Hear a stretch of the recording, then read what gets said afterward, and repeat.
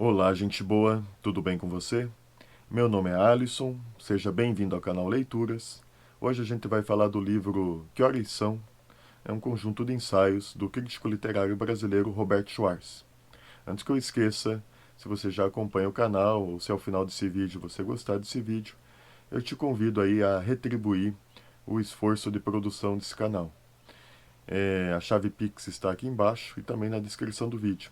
Qualquer valor de 10 centavos a 1 milhão de reais eu não vou me importar, né? Desde que não lhe seja oneroso, desde que ele venha do coração, eu agradeço o seu apoio ao canal.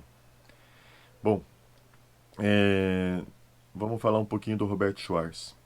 Ele nasceu em 1938, em Viena, capital da Áustria, que era também, na época, uma capital cultural do mundo, né? Bastante produção artística, escola de economia, filosofia. Mas 1938, como vocês sabem, é véspera aí da Segunda Guerra Mundial no Ocidente e na Europa, né? Então, ele, sendo de uma família judeu-austríaca, na iminência do perigo, eles migram para o Brasil e aqui a Robert Schwarz irá crescer e se desenvolver, né? Vai fazer ciências sociais, vai se tornar professor na USP e a maior parte da sua carreira professor da Unicamp. O livro em questão ele é de 1987. Ele vai se tornar aí um dos maiores críticos literários do Brasil, principalmente pela sua análise da obra de Machado de Assis. E então ele começa falando, né, que na sua carreira de professor, ele passou por diversas correntes teóricas, diversas escolas de pensamento, né? O impressionismo, a historiografia positivista, o neo-criticismo americano, marxismo, fenomenologia, estruturalismo, pós-estruturalismo e na década de 80 aí, a teoria da recepção. E ele diz assim que nossas universidades então estariam, né, bem atualizadas, bem informadas, né, com a produção estrangeira, com o que era feito, né, ele não cita essas universidades, mas com o que era feito em Yale, Stanford, Harvard, Oxford, Cambridge, um, College de France, Sorbonne, né? Mas ele apresenta então uma queixa, né, que parece que nós aqui não tivemos assim uma preocupação em desenvolver uma teoria nacional, né? Uma teoria que pense as nossas particularidades, que dialogue com nossos predecessores, e que faça uma constituição própria de problemas próprios, né? Ele aponta alguns intelectuais brasileiros, é, né, fora dessa curva, né, que não foram por aí, que souberam, né, dialogar com seus predecessores, sem por isso estar mal informados ou não ter um senso de atualidade, mas souberam aí, digamos, respeitar o passado, né, e ter um pensamento original ao mesmo tempo, que seriam Machado de Assis, Mário de Andrade e Antônio Cândido.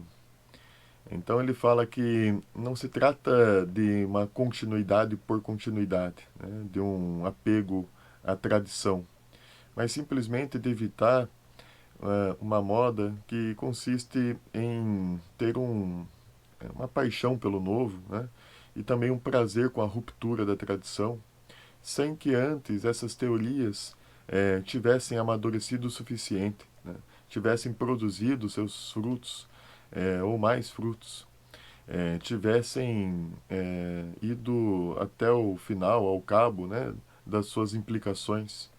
Então, uma nova escola surge, às vezes apenas por um prestígio de um político econômico da nação em que surgiu, solapando a escola anterior, né?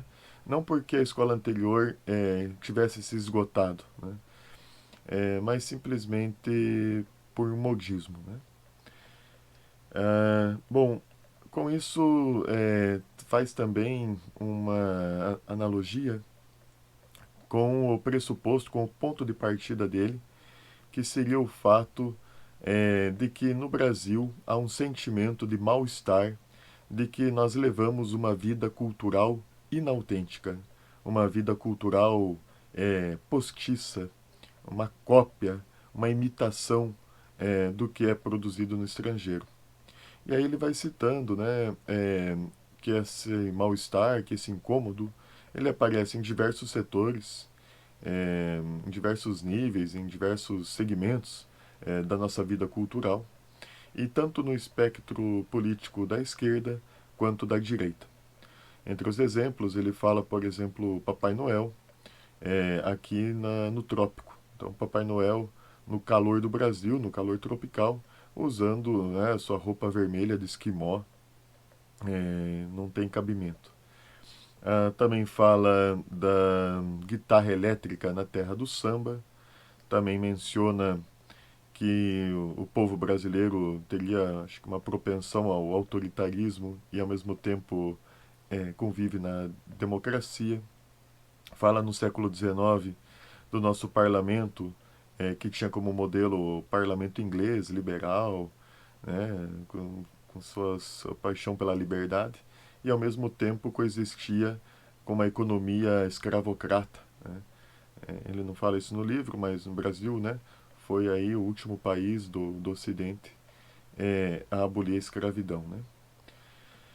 Ah, ele vai mencionando também o governo Montoro, que foi um governador de São Paulo, que também buscava uma política de direitos humanos para os presos, e a população livre se queixava, estava insatisfeita porque ela mesmo, livre, não tinha os tais direitos humanos. Né?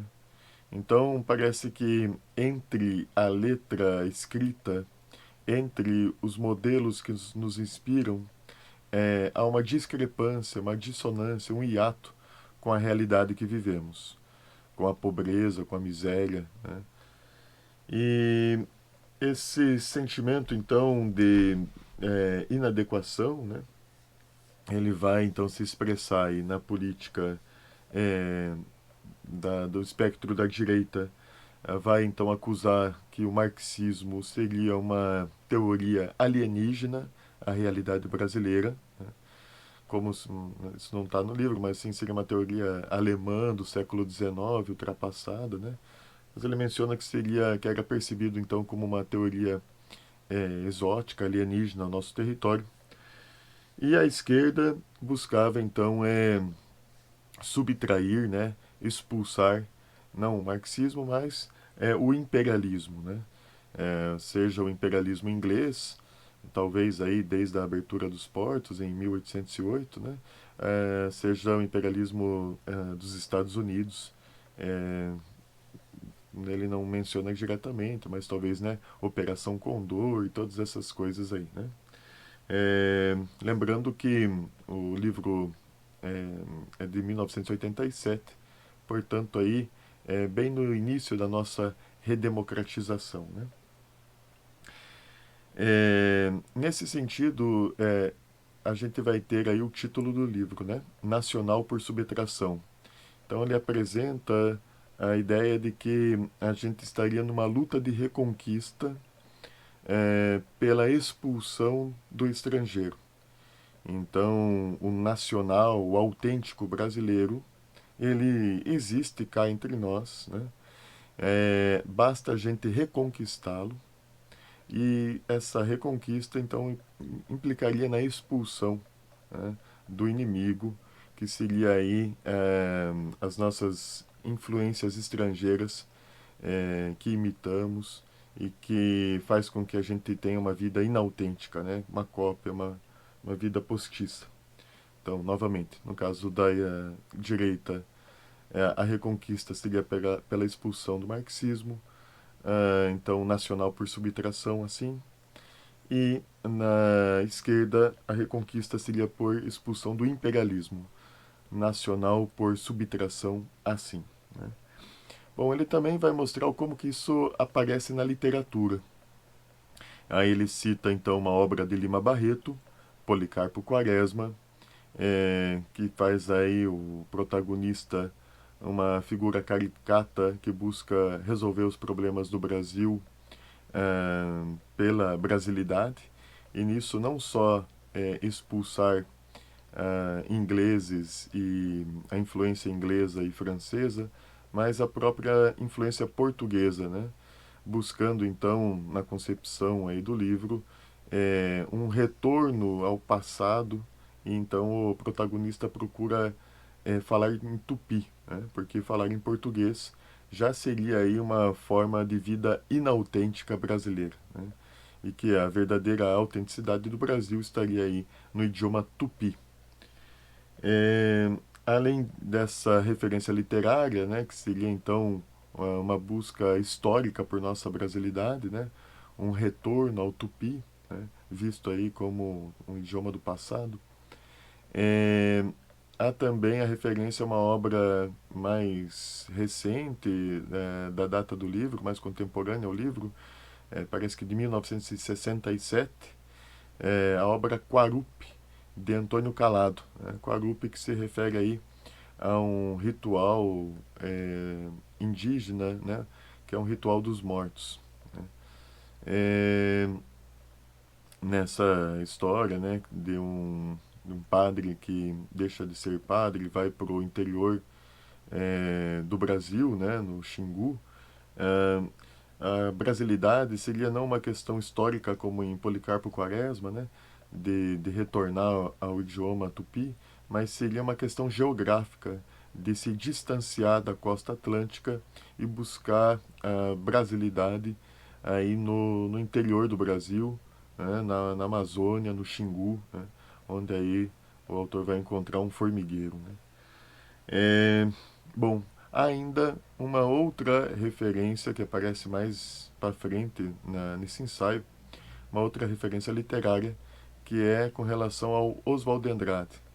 Veja, né, que Oswald de Andrade estaria aí seria aí um dos patronos, vamos dizer assim, do movimento modernista de 1922 no Brasil, em São Paulo. E o Oswald de Andrade ele vai dizendo então que no Brasil a nossa cristianização e o nosso aburguesamento eles seriam superficiais, visto que aqui ainda imperava um patriarcado rural e que essa superficialidade dessa dominação estrangeira sobre nós era uma boa notícia e que com o desenvolvimento tecnológico de então seria possível fazer com que o Brasil saísse, né, dessa sua forma primitiva direto, sem passar por um capitalismo à inglesa, direto para uma utopia, para o paraíso, para um rumo alternativo da história não burguês. Ainda Oswald de Andrade, ele vai falar que a nossa brasilidade estaria ligada à noção de antropofagia, ele que vai escrever, né, o Manifesto Antropófago. É, essa antropofagia, né, que faz referência ao rito de certas sociedades indígenas, né, que devoravam o estrangeiro, né, é, seria então uma analogia de que nós aqui também deveríamos culturalmente devorar o estrangeiro, fazendo a sua cópia, mas uma cópia regeneradora, né? Fazendo aí uma transformação, uma transcriação aí, do que nós deglutimos, né? De fora. Então, essa antropofagia, né, seria a nossa brasilidade e a nossa maneira original e brasileira de lidar com o de fora, né? Ainda Oswald de Andrade vai ficar famoso aí, né, ele faz menção a esse trocadilho dele, que é o to be or not to be, that is the question, né? Que seria aí referência a Shakespeare, né? To be or not to be, that's the question, né? Ser ou não ser, no caso, ser brasileiro ou não ser brasileiro, né? Mas o Robert Schwartz fala que não deixa de ser sintomático nessa verve irreverente do Oswald de Andrade, né? Que essa expressão se dê no idioma inglês, né? Fazendo referência aí a um clássico da literatura inglesa mundial, né? O Shakespeare. Ah, então que apesar de reconhecer, né, o valor do esforço de Oswald de Andrade, Robert Schwarz ele coloca que isso tem mais um efeito superficial é, da nossa do esforço por nossa brasilidade no enfrentamento às influências estrangeiras, né? Bom, é, então agora saindo desse polo dos nacionalistas, sejam de esquerda pela expulsão do imperialismo, seja de direita pela expulsão do marxismo, seja nas manifestações literárias, né, de retorno ao passado com o Tupi, de distanciamento da costa atlântica para o interior, né, geográfico espacial do Brasil, né, no meio do continente, no meio do Brasil, no Xingu, ou seja, pela prática antropofágica, é, a gente vai agora para um outro polo que poderia ser pensado não mais como nacionalista, mas talvez como antinacionalista, ou globalista, ou universalista, que Robert Schwarz se refere que a geração seguinte, essas questões sobre o que é a pátria, o que é o Brasil, se a gente vive uma vida cultural autêntica brasileira, que essas questões seriam questões provincianas, né? Ele não chega a falar isso no livro, mas quiçá chauvinistas, né? Que seriam questões que, no mundo globalizado, elas deixariam de fazer sentido, né? Também ele não vai dar essa sequência de exemplos no livro, mas talvez, né, nessa ideia de globalização, algo que já estava ali um tanto na discussão acadêmica, acho que talvez aí do final dos anos 80, início dos anos 90, de que as fronteiras nacionais já não seriam assim tão fortes, de que teriam movimentos migratórios, de guerras, de turismo, de desastres ecológicos, de doenças epidêmicas, onde que a gente viveria uma aldeia global, né? E essas noções de nacional seriam noções já arcaicas e não fariam sentido num mundo globalizado, né? Bom, nesse sentido, ele também vai fazer menção aos veículos de comunicação de massa, né, os meios de comunicação de massa, que estariam aí produzindo uma internacionalização da cultura, né, uma homogeneidade, e que aparentemente então seria uma condição inevitável da nossa vida cultural, tal homogeneização, e não haveria resistência diante disso, né?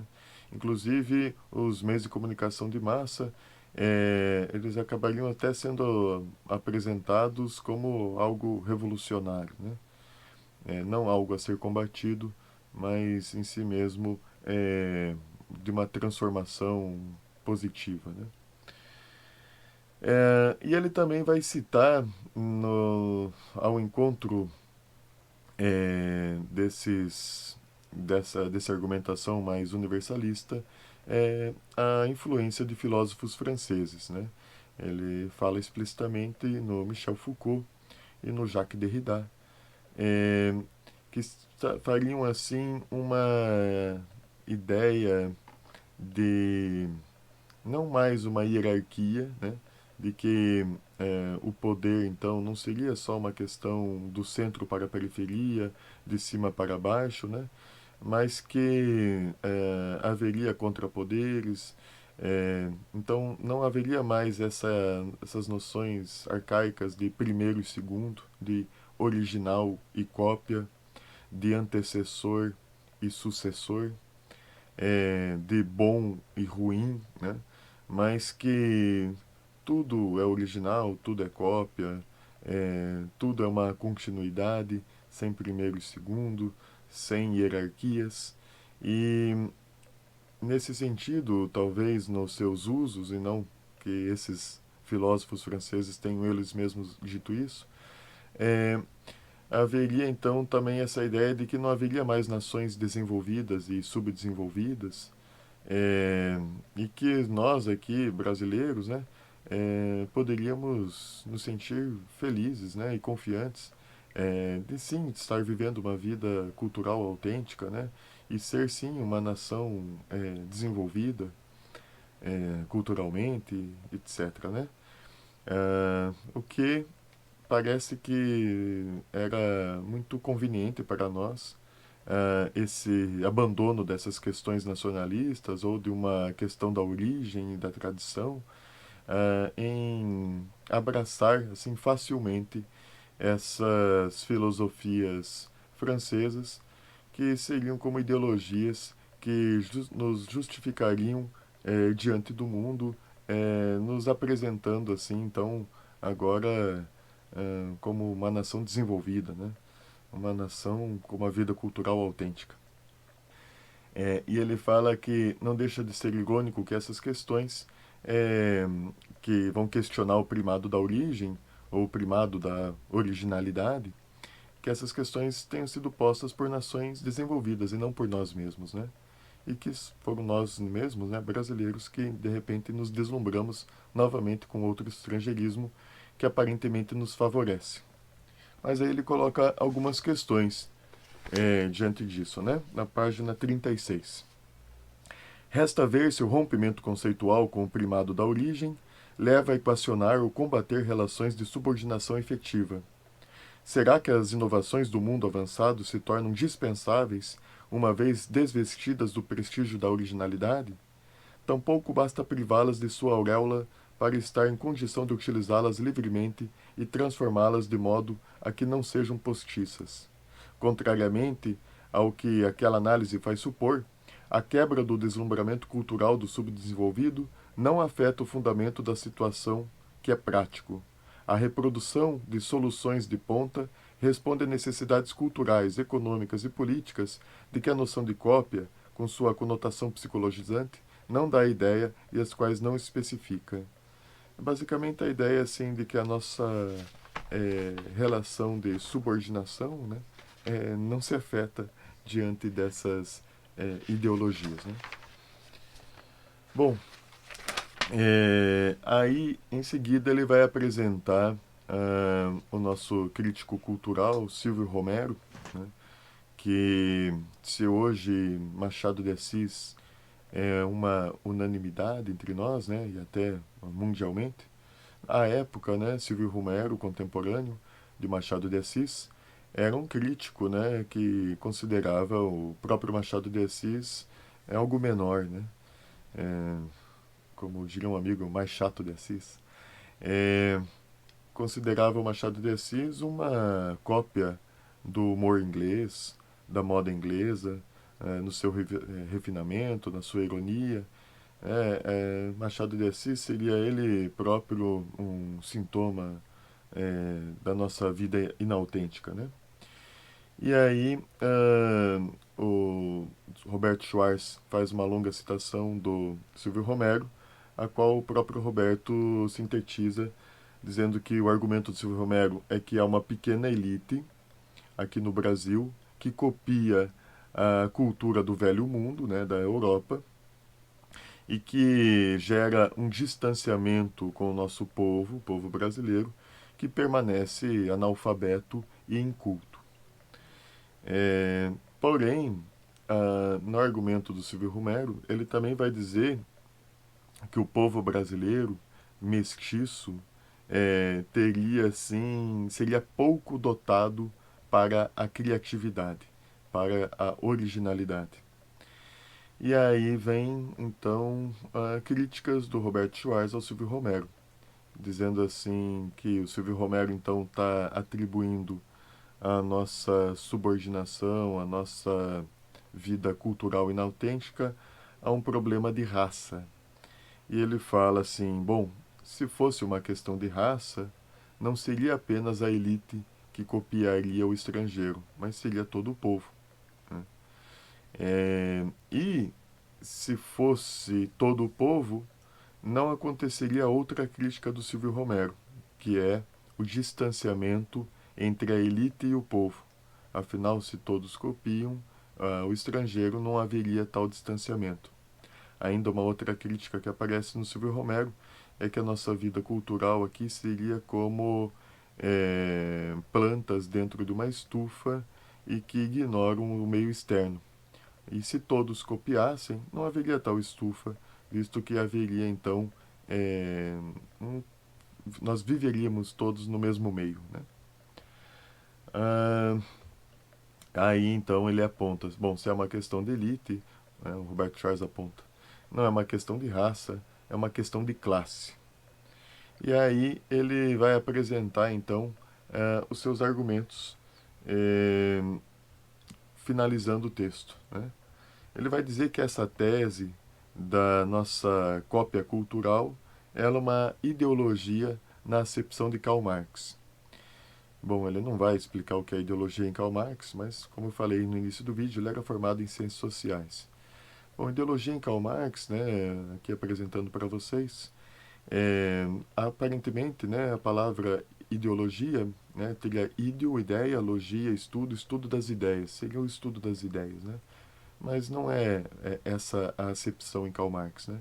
Em Karl Marx ela significaria é, a, falsas representações da realidade, representações que buscam esconder as desigualdades, que buscam justificar, naturalizar e normalizar as desigualdades sociais, e que também procuraria fazer com que o interesse de um pequeno grupo, as elites, passassem como se fosse o interesse do bem comum de todos, né?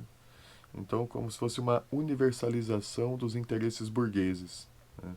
Então, quando se fala em ordem, dá a impressão de que é uma ordem universal, né? Que há um ponto pacífico ao entendimento do que é a ordem. Mas, na verdade, seria uma ordem que uma classe social pequena e organizada, né, a elite, ela produz e que ela busca convencer todos os demais de que essa noção de ordem dela é a noção boa e válida para todos, né? Bom, então vamos aqui os 7 pontos da crítica de Robert Schwarz à noção de cópia cultural de, eh, como ideologia, né? Então, a primeira crítica é que faz supor de que, se trata de uma imitação, seria possível evitar essa imitação. E o Robert Schwarz vai dizer que isso nos torna prisioneiros de um falso problema, porque não há como evitar essa imitação, né? O segundo ponto é que o mal-estar da classe dominante ele vai aparecer não como da classe dominante, mas como um problema nacional, né? É, então, na verdade, sim, isso tem relação com as nossas elites, mas fica parecendo como se fosse um problema que tem como causa todo o nosso povo, né? O terceiro ponto é que as elites, aparentemente, elas poderiam agir de outro modo. Então, que bastaria... lembra um pouco o ponto 1, né, de que seria evitável a imitação. Mas ele fala assim, nossas elites não poderiam agir de outro modo, porque é com base nesses modelos estrangeiros, né, que a gente disfarça as nossas desigualdades, nossa pobreza. Então, na verdade, essa cópia, essa imitação, beneficia essas elites. E se as beneficia, por que elas abririam mão, né? Por isso não teria como evitar a cópia, né? Porque a cópia tem sido um instrumento de dominação, né, das elites. 4. A relação, a questão não é a relação entre elite e originalidade, mas a exclusão dos pobres. Então, não é tanto uma questão de pensar, né, até que ponto as nossas elites poderiam estar produzindo coisas originais, né? Até que ponto há uma discrepância entre os modelos, é, as nossas cópias e os originais, né? A questão é que a gente tem excluído os pobres da nossa vida cultural, né? De que eles tenham acesso material, condições materiais e, portanto, também, por consequência, educacionais, né? De produção da vida cultural brasileira, né? 5. A solução não é a reforma da classe dominante, mas a acessibilidade dos trabalhadores numa democracia do interesse deles. Então não é uma questão assim de pedir para a elite começar a agir de outra forma, fazer uma autoavaliação crítica, né? Como eu falei, eles usam da cópia a seu favor para fazer as suas ideologias legitimarem o seu poder, né? Mas a questão deveria ser uma questão não no plano supracultural aí das ideias, né, de uma reforma de ideias ou de uma disposição das elites em relação ao estrangeiro, sendo que a disposição delas tem sido conveniente conforme está, né, as favorece, mas a questão é histórica, material, né, das condições de produção, de trabalho do povo, dos pobres, dos trabalhadores, né? Para que eles sejam assim numa democracia que os represente verdadeiramente nos seus interesses, né? E eles tenham acesso material e condições de expressão, né? 6. A relação entre o original dos países desenvolvidos e cópia dos países latino-americanos tem como infraestrutura as desigualdades econômico, tecnológico, políticas próprias do quadro internacional. Desigualdades econômicas, tecnológicas, políticas próprias do quadro internacional. Então, assim, se os países desenvolvidos são originais e os países subdesenvolvidos são cópias, não é por uma questão de falta de capacidade desses povos, de uma capacidade filosófica, educacional, cultural, né?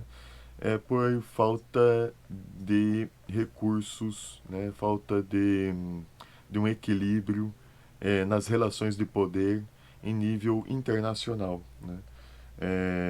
Então são desigualdades econômicas, tecnológicas, políticas que vão refletir essa relação de cópia e original. Então, se os países subdesenvolvidos, né, no jogo de poderes, né, nessa mesa de poderosos, tivessem o seu lugar, né, nivelado, né, estabelecido, né, não só dos países em relação a outros países, né, subdesenvolvidos em relação aos desenvolvidos, mas também dentro do país, né, entre o povo e as elites, né, se não houvesse relações agudas de hierarquia, de desigualdade, o povo sim poderia usar dos instrumentos, né, de produção de vida cultural, né? Pensando aqui agora, né, o quão é caro produzir um filme, por exemplo, né? Mas não só questões talvez financeiras, mas também de como isso, de como as questões materiais nos dá também condições de pensamento, né, de tempo de reflexão e etc. Né? Por fim, o ponto 7, a ideia de estrangeiro original e de nacional imitado é uma oposição irreal, pois o que importa são as relações de poder, internacionais inclusive. A vida cultural tem dinamismos próprios de que a eventual originalidade, bem como a falta dela, são elementos entre outros.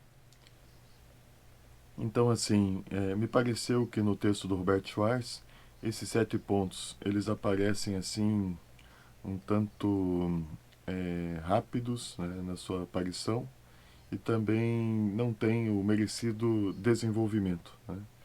E podem, assim, ficar um pouco nebulosos, né? Aqui eu fiz alguns comentários que eu não sei se mais ajudaram a esclarecer ou se a confundir um pouco o texto, né? Espero que esclarecendo. Bom, se você gostou do vídeo, né? Se você acompanha o canal, se inscreva. Se puder dar a sua retribuição, aí eu agradeço na chave Pix. E até o próximo vídeo. Fique na paz e tchau, tchau!